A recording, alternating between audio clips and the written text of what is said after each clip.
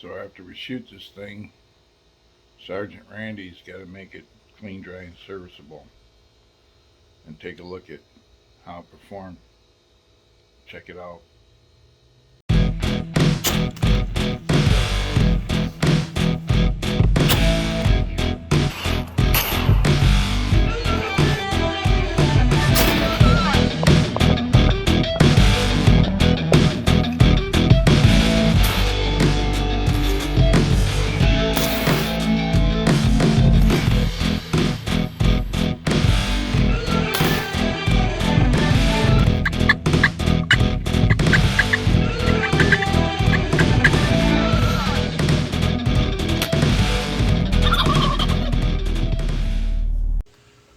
So I'm back at the ranch here, and I go through my post-shooting maintenance. Um, I got sweat on this thing today, and when I went bear hunting, I got some sweat on it. Weather was warm, and see what we're looking at. I ended up with I lost some bluing on the bolt knob. So, anyway, I can remove the bolt.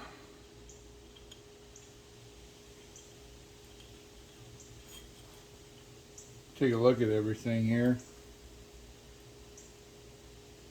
Make sure the extractor, ejector are good. This looks good.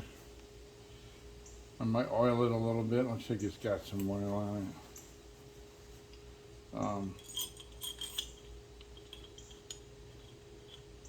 Wipe that back down again when I put it back in the gun. But I made this bore guide, and I took a 338 case and I cut the rim just below the belt, or I turned that down. You could do it with a file. I turned it on a lathe until it fit into this copper tubing, and then I just soldered it on. But that will keep oil out of the action here,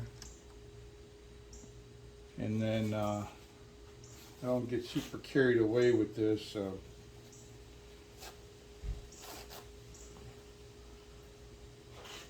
I think people have a habit of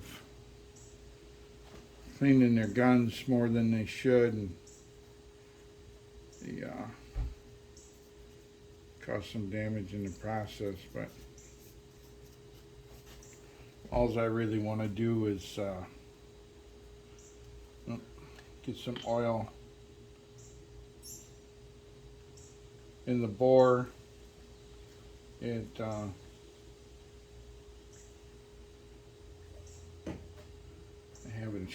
I haven't shot this a lot lately, but let's see. I got a, decent fit on an oily paper towel, and I just make sure I pretty much hit the entire bore with that. Take a look in here.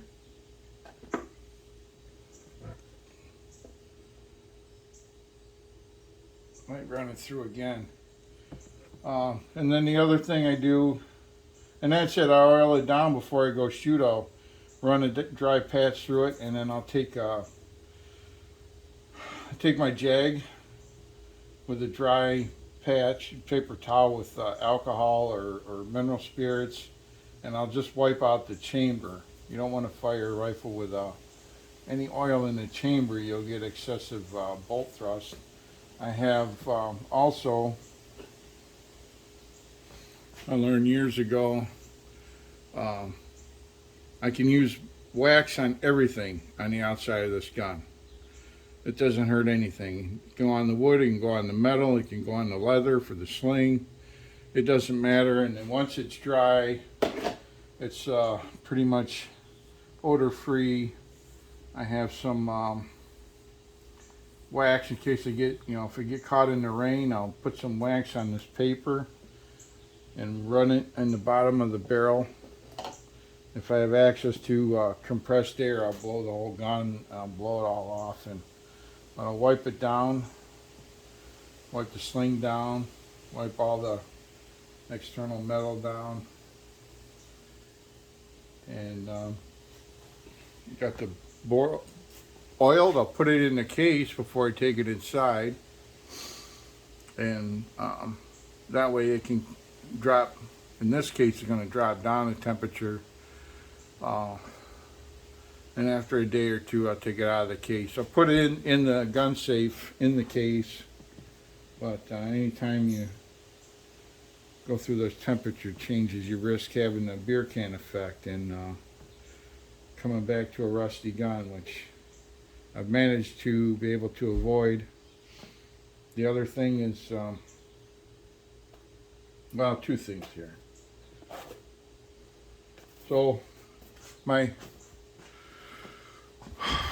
setup wasn't super stable, but I actually did get these last two rounds were essentially two in the same hole.